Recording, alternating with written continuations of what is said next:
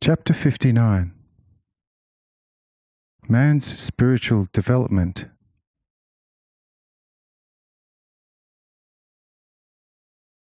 The Lord. But as it is with plants, so it is also with animals, and especially with people. Consider a tender, precocious maiden, just physically. Barely 12 years of age, she is in every physical part so developed as to give her a marriageable look. Such maiden arouses men of a sensual nature more than 100 ever so beautiful lasses of ripe years. Such precocious maiden is then exposed to 100 dangers, requiring exceptional parental care to protect such pre-ripened maiden against the adversarial suitors for all her sumptuous attractions. If she is given away too early to a lustful man, then she is easily spoilt in her fertility.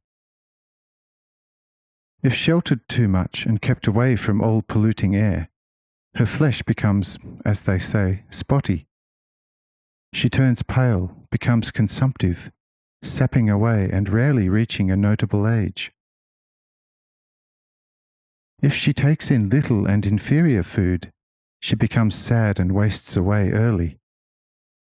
If well nourished, she fattens even more, getting awkward and therewith indolent, her blood getting stale, and she soon resembles a corpse, which obviously brings her body premature death.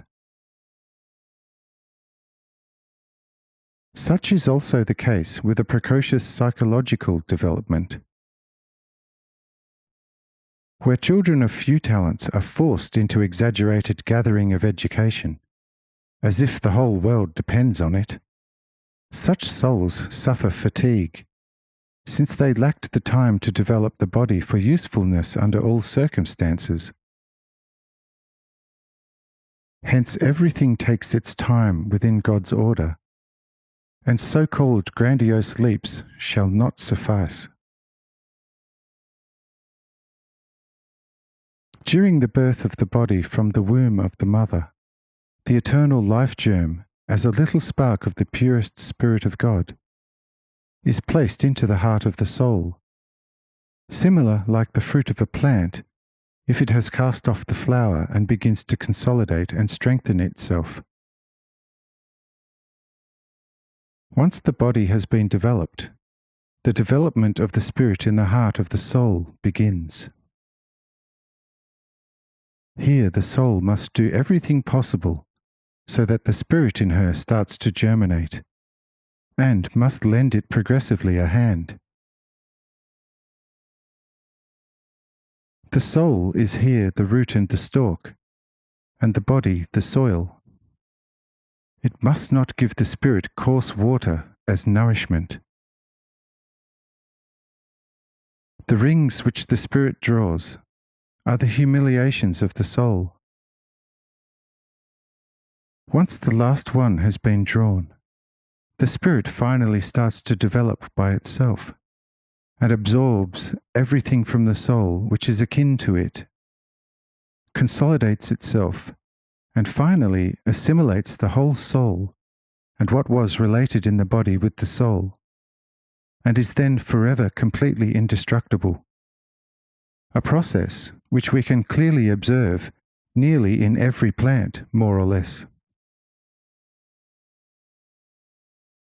When the fruit has attained near ripeness within the proper sequence, life germ sparks are laid in the grains, residing in most tender shell readied in advance, after which the kernel closes off from the rest of the fruit for a time, consolidating as if on its own, yet to halfway from the life ether of the surrounding fruit. With time, the outer fruit undergoes shrinking and drying out. Why so? Because its soul goes completely over into the life of the germ spirit in the kernel. And once the fruit's life force has gone over completely into the life germ spirit, The previously throughout living stalk dries and dies in all its parts. On the other hand, all the life of the plant has united with the homogeneous germ life and can no longer be destroyed as such, regardless of whether it is fused to the material of the kernel or not. And thus you see a uniform order everywhere and in all things, with similar sequences.